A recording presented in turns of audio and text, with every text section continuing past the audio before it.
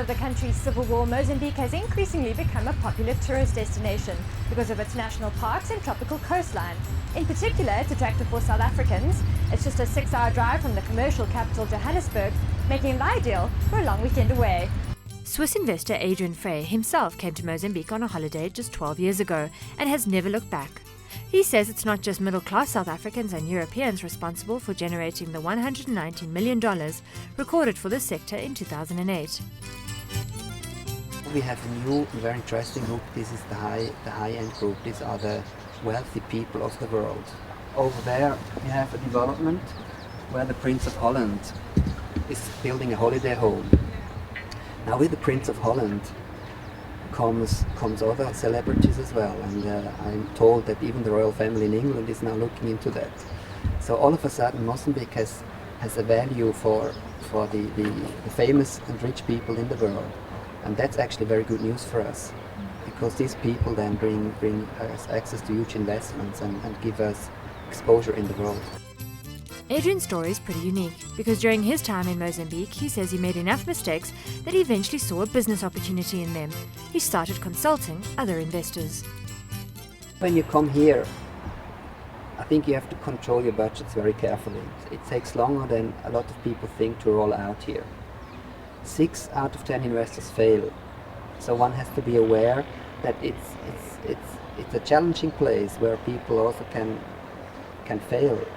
And the successful people are the people who came in very carefully, came here to study the market first, and opened their businesses with good advisors. You need good advisors, and then you can be very successful. The big mistake investors make when trying to do business in Mozambique is not understanding its property law. Gustave Eiffel's architecture has 2 instances where they're particularly relevant for Mozambique and France. Firstly, because he designed 2 of the major architectural sites in Maputo. Secondly, because like the great con job attempted by Victor Lustig to sell the famous French landmark, property con jobs in Mozambique are rife. It gets tricky when obviously the crooks try and get clever and try and sell one property to one person and the same property to somebody else. Does that happen quite a lot? It happens quite often, but con artists are all over the world. If you're going to do something in a foreign country, get a lawyer, a reputable lawyer, and do things the right way. I find a lot of guys come in here, they see a chance, get a hectare property for 5,000 rand. They take the chance, they lose their money because they don't go through the proper channels. When you come here, you cannot buy land. That's forbidden in Mozambique. So what happens here, you get the right to develop land, and this right is basically given to you for free. And only when you have built on your land, you can sell what you have built. In other words, an empty piece of land is not tradable, and that's a typical mistake South African investors make here. But for some companies, it's not just about getting property rights. Obtaining licenses for some unusual equipment is the major challenge. Maria Bagora and Kevin Davies started Mozambique City Tours to capitalize on Mozambique's vibrant city life, which is often bypassed for destinations further north. But they hope their unique hop-on, hop-off train service will change all that.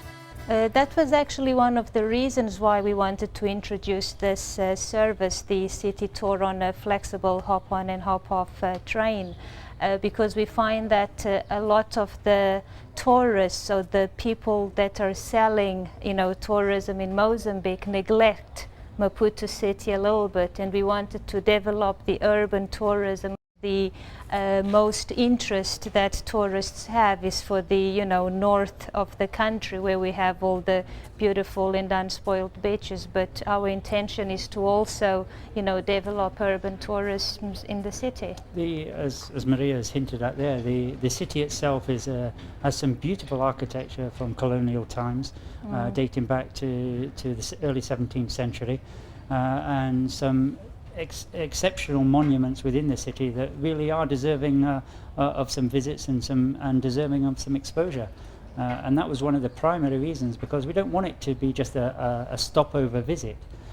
When people are here, they should experience the cultural elements that the city's got to offer, as well as some of the great restaurants and the shopping opportunities that abound here.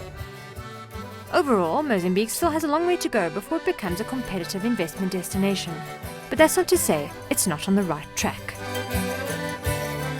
It's still an emerging market, but opportunity is huge in Mozambique, especially with mining is growing a lot. Agriculture, there's a lot of land available, fertile land.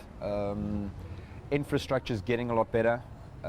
Railroads is getting better, the roads are getting a lot better. A lot of the roads up north have been fixed, the ports are getting upgraded. So in every aspect, I think it's going to take still a bit of time before it's probably competes with the first world, but the opportunity is definitely there.